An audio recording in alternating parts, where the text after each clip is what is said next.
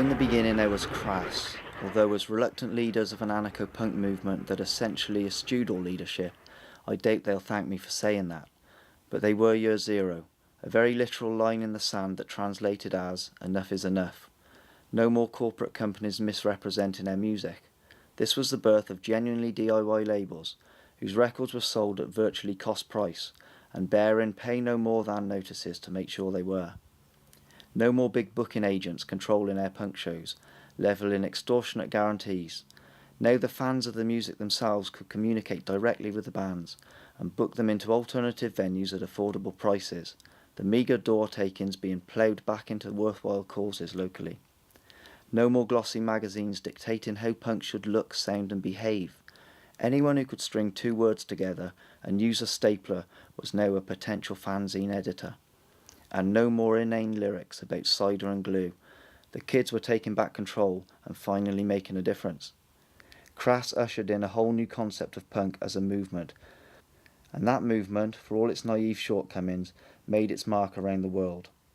Fueled by the very real evils of Thatcherism, economic depression and the nuclear threat that hung over the UK like a funeral pall, anarcho-punk kick-started the mindset of a generation that would ultimately make serious headway in the struggle for human and animal rights. 1984 came and went, and the world didn't go up in smoke, but the hopes and fears of these bands mean as much today, if not more in many ways, as they did back then. Crass and what they represent are attacked politically from all sides. The right see them simply as criminals out to destroy the existing structures of society. The left see them as hopeless utopians, deviationists, nearer to a bunch of bandits. As for the authorities, they don't like anarchists in general because they're unpredictable. You can never tell how they're going to react to a given political situation. Safe so long as their aggression expresses itself in music, for example. Dangerous if they decide on some kind of direct action against authority.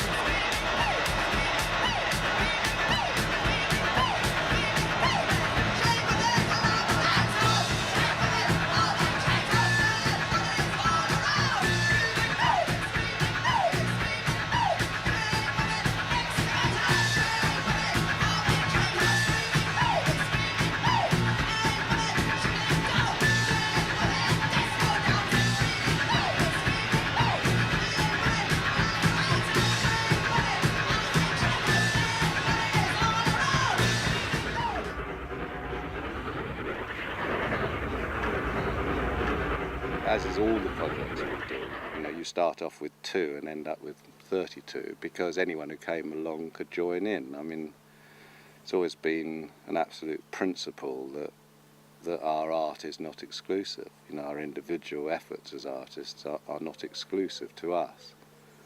That if someone comes along and says, wow, I can do that, or I'd like to do that, then the response is, we'll do it then, And so that's how Crass came about. It didn't come about by any formal idea. Half of us couldn't play a fucking thing anyway, and weren't interested in playing a thing. We were just interested in being together and sharing ideas.